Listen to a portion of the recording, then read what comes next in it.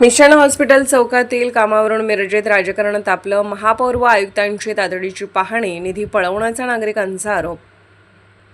मिरजेतील अत्यंत वर्दळीच्या आणि वाहतुकीच्या दृष्टीने महत्त्वाच्या असलेल्या मिशन हॉस्पिटल चौकातील सुशोभीकरण व रस्ता रुंदीकरणाच्या कामाची महापालिका आयुक्त संजिता मोहपात्रा यांनी आज प्रत्यक्ष पाहणी केली. यावेळी महापौर धीरज सूर्यवंशी, स्थायी समिती सभापती अतुल माने यांच्यासह संबंधित अधिकारी उपस्थित होते. मिशन हॉस्पिटल चौकात दिवसेंदिवस वाढणारी वाहतूक कोंडी लक्षात घेता रस्त्यालगतचे कठडे हटवून चौक सुशोभित करण्यासाठी आणि वाहतूक सुरळीत करण्यासाठी तब्बल 75 लाख रुपयांचा निधी मंजूर करण्यात आला होता.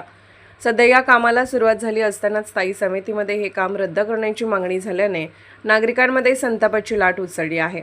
स्थानिक नागरिकांनी तीव्र नाराजी व्यक्त करत मिरजेचा निधी सांगलीकडे वळवण्याचा डाव काही पदाधिकारी करत आहेत, असा गंभीर आरोप केला आहे. आधीच या चौकात प्रचंड वाहतूक कोंडी होत असून रस्ते रुंदीकरण, अतिक्रमण हटवणे आणि नियोजनबद्ध विकासाची गरज असताना सुरू असलेले काम बंद करण्याचा प्रयत्न होत असल्याने नागरिक संतप्त झाले आहेत.